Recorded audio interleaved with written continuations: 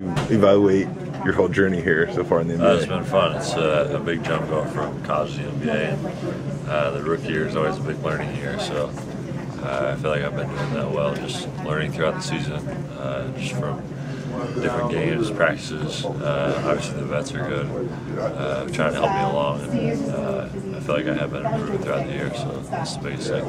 Yeah, what a lot of people talk about the transition from college to the NBA. They talk about the travel, the speed of the game. There's so many things when I talk to rookies about what have you experienced, the difference between the two games and your experience overall. I think the biggest thing is just that it's the best players in the world every night. In college you'd have a couple good matchups, you'd have a couple good teams here and there. Now there's no non-conference games, there's no week off, there's none of that. I mean, you got the best players in the world every night, back-to-back, 4 games in 5 nights. There's no easy games, there's no easy matchups, so you got to be prepared for every game for 82 nights. So that's the biggest change. What was your first welcome to the NBA moment? People, whether it's like some guy you idolize, some with a hard screen, people have given me different answers over the years. There's something where you're like, wow, like welcome to the league, Rook? Or I don't know if there was one moment. I think it was fun for me going around and playing at all these different arenas for the first time, and playing against guys that I grew up watching. Anyone in particular? Not really. I mean, I think it was neat for me playing at Madison Square Garden the first time. I'd never done that in college or anything, so that was neat. Playing the Knicks obviously is something you always dreamed of, so that was pretty neat. Yeah, speaking of arenas, have you been to this one since last spring?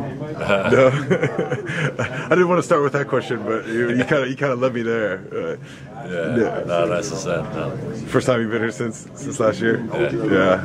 That experience, is that something you just you had a hell of a season last year? Is something you still kind of sticks with you, or is it just one of those things you lose them, you win some? Yeah, I mean, we had a fun year, and hell of a year. We won a lot of games, so I don't get too worried about anything like that. People talk about you travel a lot and sometimes how difficult it is to work on your game per se. How have you found a way to as the travel and the practices to try to work on your find some time to work on different aspects as you go through this league? I think I've figured out a ways just to. I mean, this is all I got to do. There's no class, no study hall, none of that. So I haven't had a problem getting in the gym extra, whether it's 30 or 45 minutes before practice or after practice, or coming in on an off day, something like that. So I found plenty of times to work on my game. How about any? Al mentioned earlier that said you need to be a better rookie. What's he elaborating on? Towels. You don't put towels on us. Nothing. So what sort of vets like Al have you doing? Any duties? Any hazing duties? It's not too bad. It's not too bad. Just getting the food after games and towels here and there, but nothing too bad. No pink backpacks or anything like that. Don't give him any ideas. Don't give him ideas.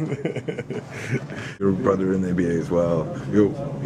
What's that experience like? Just having someone you can talk to like that, or just going through.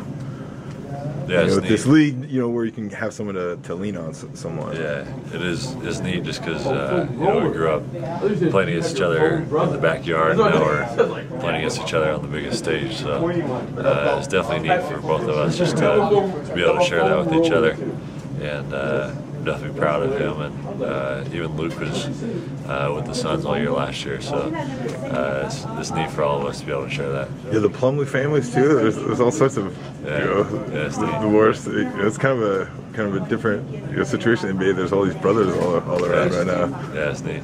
Through the whole draft process last year, did you give a chance to hung out with Otto Porter at all? Yeah, he's cool. Yeah, what was that like? We played against each other when he was at Georgetown, and I got to know him a little bit better throughout the draft process. He's a lot of fun to be around, so yeah, it's neat. He's a neat guy. How about Bradley Beal? You have a chance to ever play against him? We were in the same class, so around him in the McDonald's game, stuff like that, AAU. So yeah, I know him pretty well too. Yeah, did you guys So you guys played AAU circuit against each other? I think once. Yeah. Once? Yeah. Okay. Yeah. How in college did you? No. You guys never played in college. No. Now with John Wall, he's a little older. Yeah, I don't think so. Yeah. Well, no. So what about what do you remember Bradley's game or being around Bradley? He's been a great shooter for as long as I can remember. He's always been a great scorer and obviously a talented player. Yeah. No. I was talking to Ali earlier and about said Michael Jordan had been over.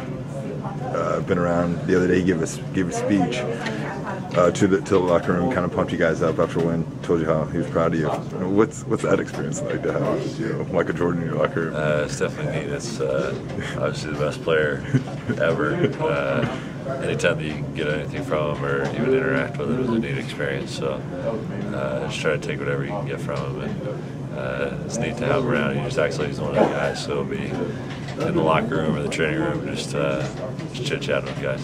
Yeah, so it's not like he's even though he's your boss, it's not your boss, right? Yeah, it's cool.